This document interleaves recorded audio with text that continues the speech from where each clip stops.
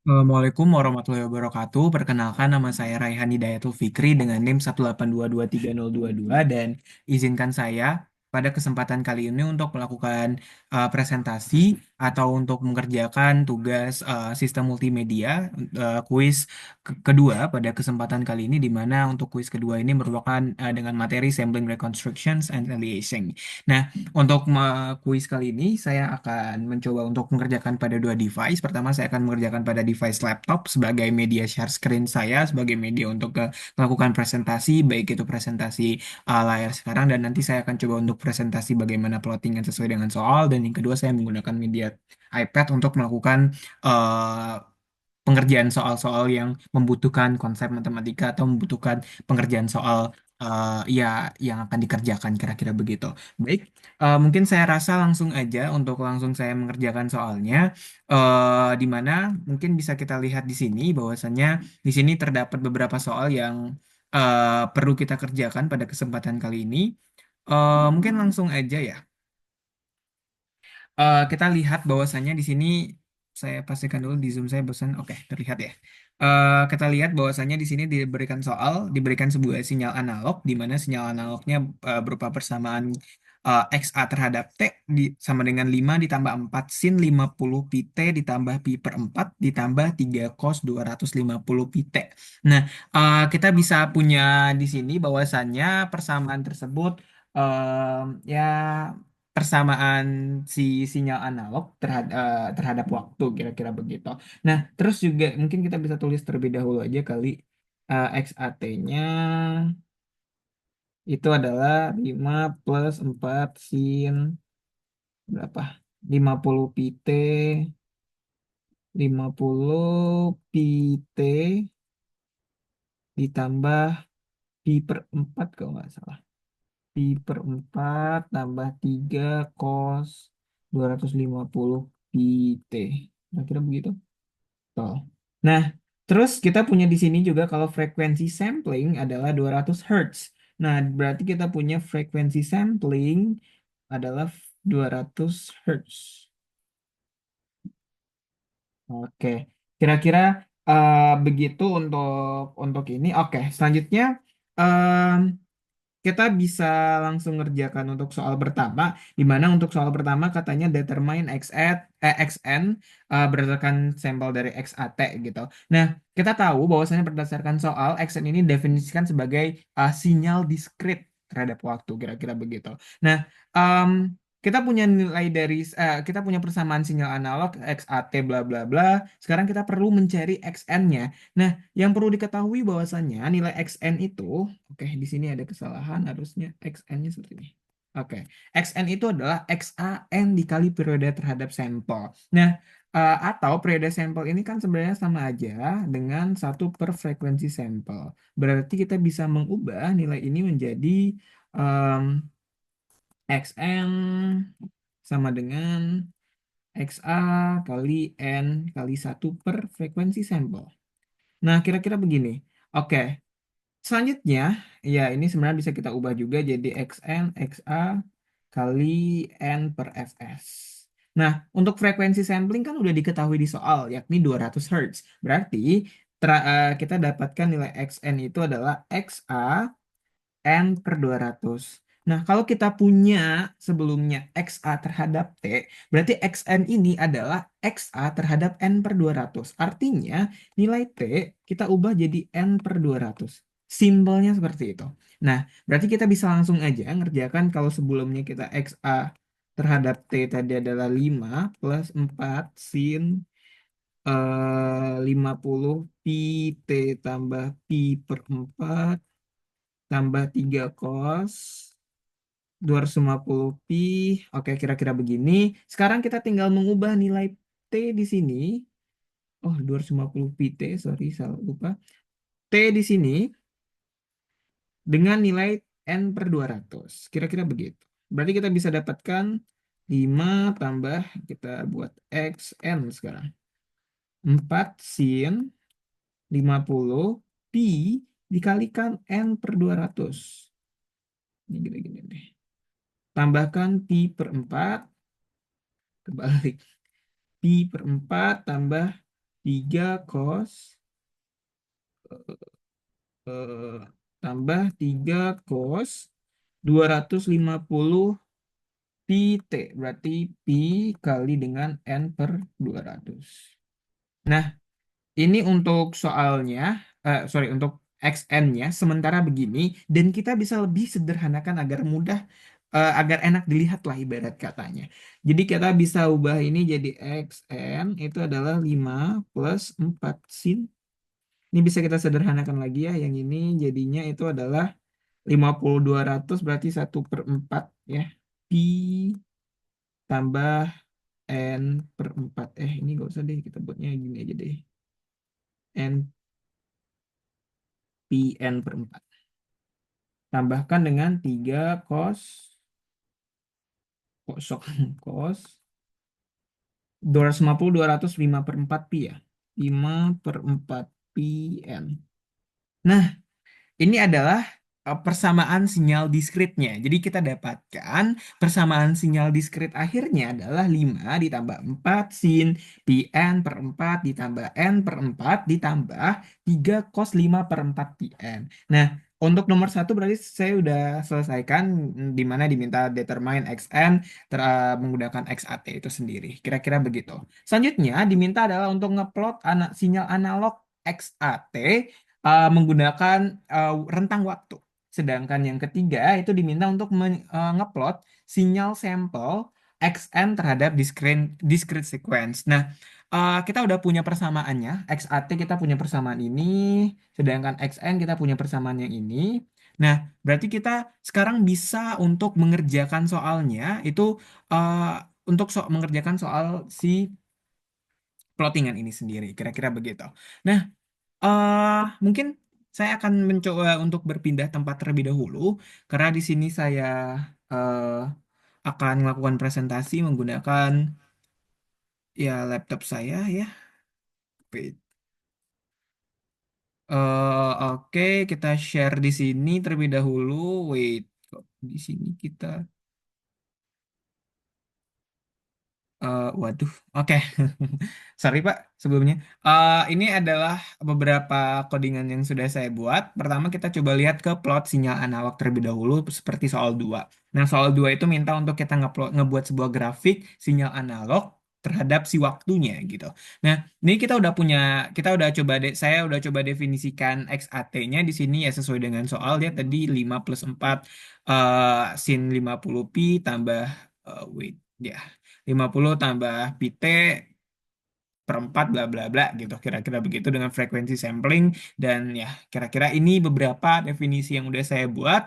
Nah, ini juga untuk di sini kan saya menggunakan bantuan dari media Python untuk membuat plottingannya di mana di sini ya kita pakai subplot 211 dengan plottingan title-nya itu sinyal analog dan X labelnya itu adalah waktu dalam second dan Y untuk sumbu yang berdiri atau vertikalnya itu adalah amplitudo. Kira-kira begitu dan kita coba show dari grafiknya itu sendiri. Kita coba jalankan. Kira-kira bentuk grafiknya adalah seperti kita lihat, kita tunggu terlebih dahulu. Oke.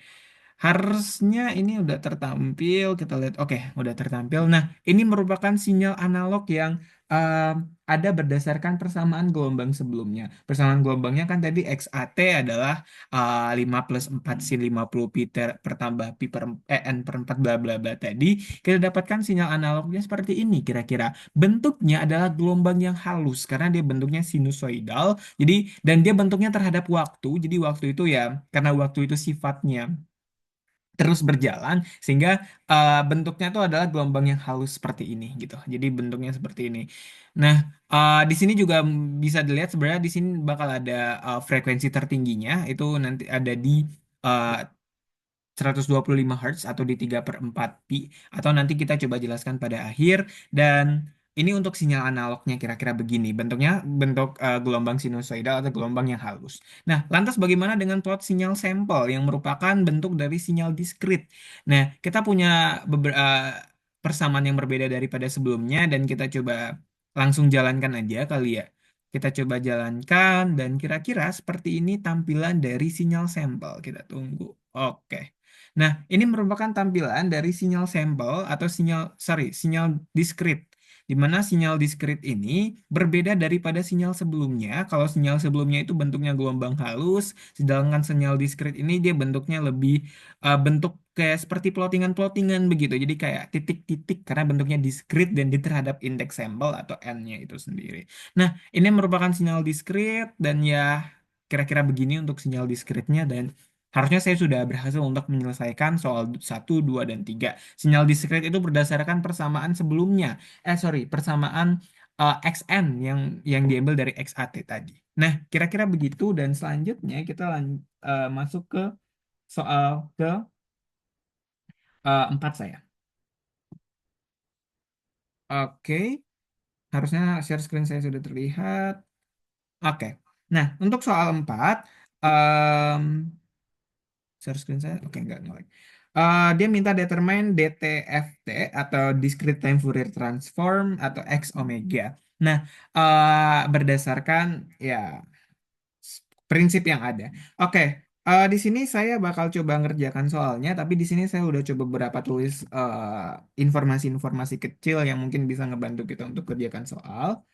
Nah, untuk pertama kita tahu bahwasannya persamaan sinyal diskrit sebelumnya kan xn itu xn itu adalah 5 plus 4 sin 0,25 pn ini sebenarnya pi per 4 n kira-kira begitu. Tambah n per 4 tambah 3 cos ini adalah 5 per 4 pn. Nah, em, ini untuk persamaan si sinyal diskrit kita sebelumnya dan sekarang kita menggunakan sinyal diskrit ini untuk mencari atau menentukan discrete time Fourier transform atau DTFT atau X omega.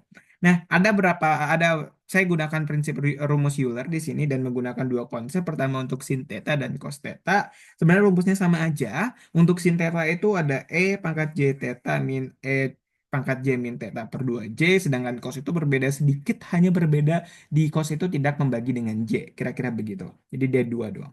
Nah, mungkin langsung aja kita langsung pengerjaan ke soal penyelesaian sinus agar kita dapat lebih menghemat waktu. Jadi ya harusnya pengerjaannya bisa jauh lebih singkat, kira-kira begitu, Pak. Oke, saya memastikan bahwasanya tampilan saya sudah terlihat. Oke, sudah. Kita langsung aja. Di sini kita lakukan perhitungan sinus terlebih dahulu. Salah. Sinus terlebih dahulu berdasarkan si rumus yang tadi bahwasanya kita punya sinus tuh 4 sin 0,25 pi n gitu ya Pak ya. 0,25 pi n tambah n per 4. Nah, sekarang kita punya 4 sin 0,25 pi n tambah n per 4. Sedangkan rumusnya sin theta adalah E J theta bla bla bla. Nah, berarti kita punya sin nilai 0,25 n tambah n per 4 itu didefinisikan sebagai T gitu. Berarti kita akan, sorry, didefinisikan sebagai theta. Berarti kita akan mengganti nilai theta di sini sebagai 0,25 bla bla bla bla itu sendiri. Oke, berarti kita bisa menyelesaikan dulu 4 gitu ya. Kita keluarkan dulu aja 4-nya. Kita punya EJ theta. Berarti kita EJ kali 0,25 pi n tambah n per 4 gitu ya. Minus E minus J. Kenapa minus J saya buat? Karena sebenarnya kan minusnya di theta. Tapi kan kalau dikalikan dengan J itu akan jadi minus J theta gitu ya Pak ya. Jadi ya sama aja. Di 0,25 pi n tambah n per 4 ya kira-kira begitu dibagikan dengan 2J. Nah, ini untuk pengerjaan soal yang si sinus itu sendiri dan selanjutnya kita bakal coba selesaikan dia agar lebih sederhana. Ini kita bisa bagi sebenarnya ya jadinya 2 per J. Ini E pangkat J ya sebenarnya kita tinggal tuliskan ulang aja. Jadi ya 0,25 pi n tambah n per 4 minus E pangkat minus J 0, waduh salah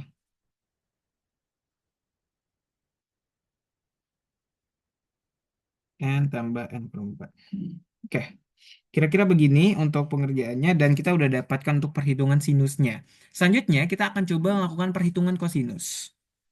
Untuk kosinus itu kita punya 3 cos 5 per 4 atau 1,25 pi n gitu ya. Berarti berdasarkan rumus yang tadi kita bisa ngerjakan 3 kali E pangkat J kali 1,25 pi n minus E pangkat J minus J ya, 1,25 pn. Kira-kira begini per 2. Jadi kita bisa selesaikan jadi 3/2. E pangkat J 1,25 pn minus E pangkat minus J 1,25 pn.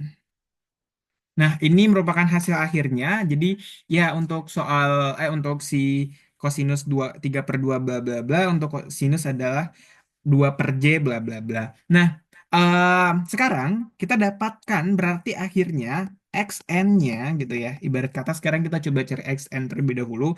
XN-nya tadi adalah 5 tambah sinus ya kan, 4 sin bla bla bla tambah 3 cos bla bla bla. Nah, si sinusnya udah berubah di sini. Berarti kita tinggal tambahkan dengan ini. Mungkin saya rasa saya bisa melakukan duplikasi. Nggak usah deh. Karena agak sulit untuk melakukan duplikasi di situ. Di situ 2/J ya. E pangkat J kali 0,25 pn. J kali 0,25 pn tambah N per 4 minus E pangkat minus J 0,25 pn tambah N per 4 gitu ya Pak ya. Dan kita tambahkan dengan 3/2. Ini yang kosinus sekarang. J 1,25 pn minus E pangkat minus J 1,25 pn. Oke, ini untuk XN yang kita dapat XN akhir yang menggunakan perhitungan sinus dan kosinus tadi seperti ini. Nah, sekarang oh ya, bagaimana dengan komponen DC-nya? Komponen DC itu kan rumusnya adalah X omeganya itu 5 kali, ya kalau kita langsung rumus ya, 2 pi delta omega. Berarti ini 10 pi delta omega. Oke, kita punya X DC-nya. Sorry, ini X DC-nya. Oke. Nah, untuk X omega itu adalah X DC tambah X sinus tambah X kosinus. Berarti kita punya apa? Ya, kita punya 10 pi 10 pi delta omega tambahkan dengan siapa? Kita mungkin bisa copy ini aja biar ini lebih simple. Duplicate dan kita bisa pindahkan ke sini. Oke, ya. Nah, hasil akhirnya kira-kira begini. Jadi kita dapatkan X omeganya adalah ini. Nah, ini adalah hasil akhirnya. Jadi X omeganya adalah 10 pi delta W atau omega tambah 4 pi per, sorry, 2/J bla bla bla bla bla ini, dan kita dapatkan hasil akhirnya ini. Nah, ini untuk si X omega atau DTFT tadi, Pak. Nah, sekarang saya akan coba selesaikan untuk em, eh, si soal nomor 5 ya, ini kalau nggak salah plot X omega ini untuk melihat frekuensi komponen. Nah, karena kita di sini pengen ngelihat frekuensi komponen, saya mau ngasih tahu terlebih dahulu komponen-komponen frekuensi terlebih dahulu, tapi mungkin saya menggunakan X yang di sini aja ke kalian. Oke, kita coba gunakan ke sini. Oke. Nah, oke. Nah, em, kita tahu bahwasannya rumus dari omega itu kan 2 pi ft ya Pak ya. Jadi ya kita bisa gunakan konsep ini untuk ngehitung frekuensi komponennya. Pertama, kita bisa menghitung frekuensi komponen untuk sinus. Di mana untuk frekuensi sinus kita bisa ngambil dari yang ini. Kita lihat 4 sin 50 pi t tambah pi per 4. Berarti kan di sini adalah omeganya ya. Di sini omeganya. Berarti konstantanya pi per 4. Nah, sorry. Ya, konstantanya itu. Sekarang kita punya omeganya berarti adalah 50 pi t. Berarti kita bisa samain di sini 50 pi t sama dengan 2 pi f kali t. Ya, kita bisa lakukan coret-coret ya, kira-kira begitu. Kita coret ini, kita coret ini. Kita punya 50 sama dengan 2F. Berarti F kita punya 50 per 2, 25 Hz. Nah, kira-kira begini. Oh, ini untuk frekuensi sinus. Bagaimana dengan frekuensi kosinus? Sorry, mungkin kita buat ke sini. Nah, bagaimana dengan frekuensi kosinus? Nah, untuk frekuensi kosinus sama aja, kita punya omeganya apa di sini? Omeganya adalah 250 pi t. Berarti kita bisa ngebuatnya jadi 250 pi t sama dengan 2 pi f t.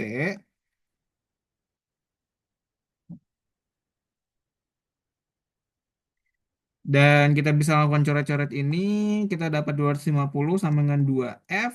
F sama dengan 250 dibagi 2, berarti kita dapatkan F-nya 125 Hz. Nah, kita punya F cosinus, kita punya F sinus seperti ini. F sinus 25 Hz dan F cosinus 125 Hz. Nah, tapi yang jadi perhatian adalah bahwasanya ternyata di sini terjadi aliasing. Aliasing itu apa? Aliasing itu terjadi, kita tulis ya, aliasing gitu ya.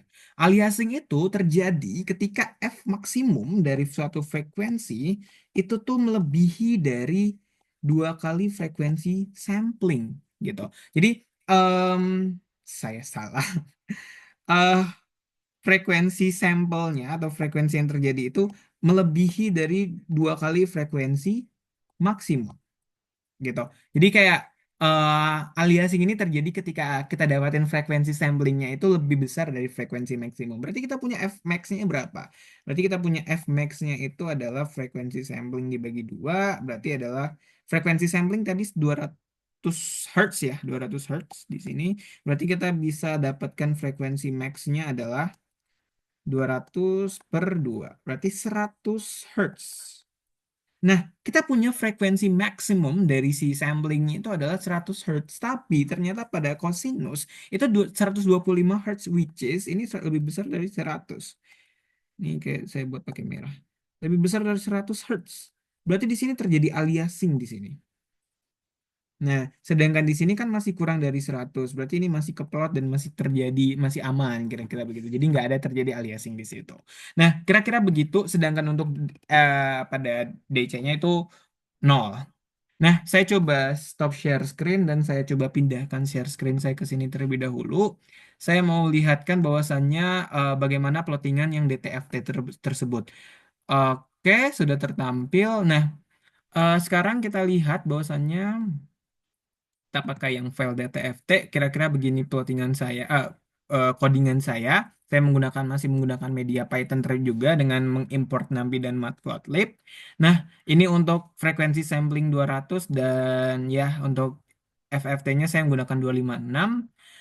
Nah, untuk sampel discrete-nya kita bisa melihat untuk N-nya itu N dengan range 21 dan XN-nya adalah berdasarkan rumus tadi.